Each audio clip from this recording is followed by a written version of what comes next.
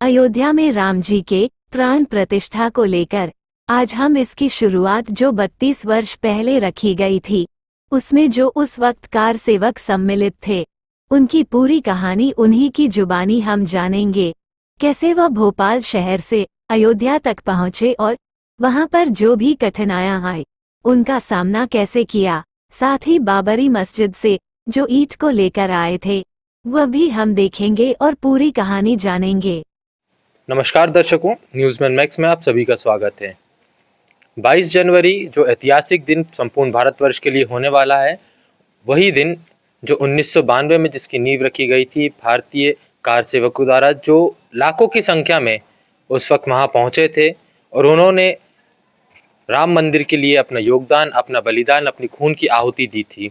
उन्हीं में से एक आज हमारे साथ उपस्थित हैं, जिनके पास उस वक्त की जो ईंट है वो मौजूद है। गुंबद में लगा हुआ जो लोहा था वो उनके पास है।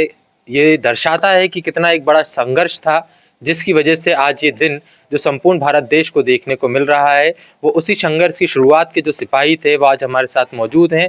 भोपाल से अशोक मीना जी, आइए उनसे जानते हैं उनकी उस यात्रा के बारे में पूरी जानकारी, कि किस तरीके से उन्होंने वो यात्रा, वो दौर शुरू किया और किन कठिनाइयों से वो वहाँ पहुँचे और आज जो दिन उन्हें देखने के लिए मिला है, उसमें वो अपने आप को कितना गौरवान्वित और कितना गर्व महसूस करते हैं कि वो जीवित रहते हुए इस दिन को देख रहे हैं। क्योंकि एक 500 वर्ष का लंबा कार्यकाल निकल गया, कई लोगों ने अपना बलिदान दिए, कई लोगों ने अपना योगदान दिया, मगर आज कहीं ना कहीं वो लोग इस दिन को देखने के लिए जीवित नहीं है।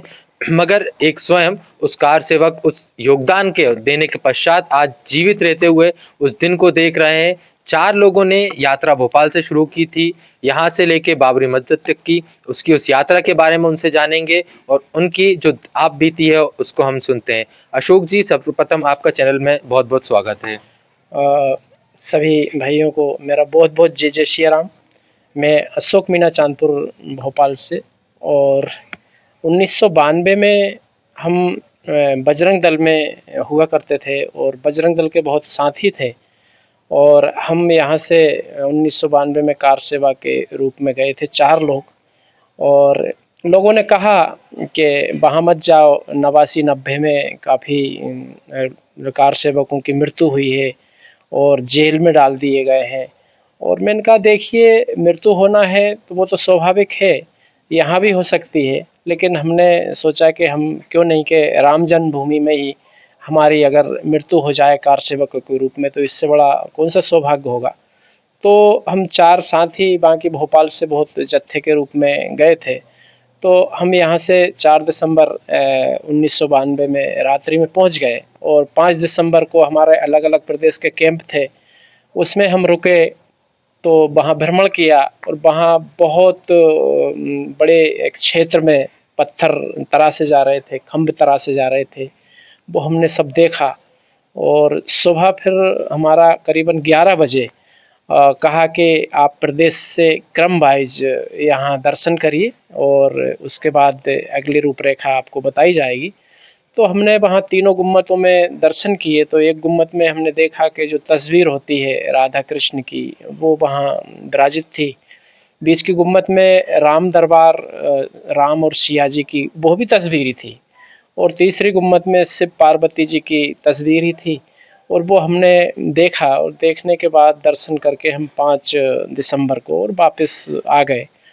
और फिर कल यानी कि 6 दिसंबर को फिर हमने पुनः बहुत लोगों में जुनून और बहुत जज्बाती लोग, युवा और बहुत ही संघर्षशील वहाँ पूरे भारत भर से लोग जुटे थे।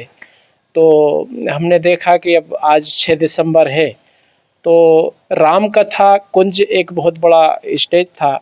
उस पे माननीय अडवाणी जी, मुरली मनोहर जोशी जी, विजय राजे सिंधिया जी, यशोधरा जी, ऋतुम्बरा जी और उमा भारती जी, आचार्य धर्मेंद्र जी और विशेष हमारे अशोक सिंघल जी और विनय कटियार जी, जो राष्ट्र के संयोजक बजरंग दल के थे, वो और एक राम किशोर करके माइक से और ढोलक वादन करके बहुत अच्छे से संचालन कर रहे थे। और वहाँ से सभी को ये निर्देशित किया जा रहा था कि फला प्रदेश के लोग पहले कतार में लगें, चुटकी भर वहाँ पे हमको कार सेवा के रूप में धूल को समर्पित करना है और उसके बाद सब आगे बढ़ते जाइए। ये हमारी कार सेवा हो गई। तो ये सब चलता रहा। हमारा भी नंबर आया, मैं नज़दीक में ही था, तो हमारा भी कार सेवा का नंबर आया। तो जैसे ही सब अपना उद्बोधन दे रहे थे मंच से, रामकथा मंच से, और उमा भारती जी का नंबर आता है, तो उमा भारती जी ने माइक संचालनकर्ता ने उनके हाथ में दिया। तो उमा भारती जी ने बहुत ही ओजस्वी, बहुत ही उत्तेजना को, युवाओं को खून बढ़ाने वाले ऐसे कुछ नारे लगाए। और एक नारा मुझे बड़े अच्छे से याद है कि उन्होंने कहा कि जो बिन तोड़े मस्जिद यहाँ से जाएगा वो अपनी माँ का दूध लजाएगा। और ऐसे और भी उन्होंने नारे लगाए। तो बहुत युवाओं में जोश आ गया। फिर हमने थोड़ी देर में देखा कि वहाँ कोई निशानी नहीं, कोई साधन नहीं, रस्से नहीं, वो कैसे कार सेवक तीनों गुम्मतों पे चढ़ गए। उनके हाथ में कोई विस्फोटक, कोई हथियार नहीं थे, गेंती, छेनी, फावड़े, इस तरह के ही हथियार थे। और वो वहाँ पे अपना कार्य करने लगे। लेकिन पीछे पुलिस की बहुत बड़ी बटालियन खड़ी थी। उन्होंने लाठी चार्ज भी किया, हवाई फायरिंग भी किया, आंसू गैस के गोले भी छोड़े। उन्होंने पूरी वहाँ औपचारिकताएं की, लेकिन कार सेवक नहीं माने। तो 89-90 में देखा कि मुलायम सिंह की तब सरकार थी, तो वहाँ सुरक्षा के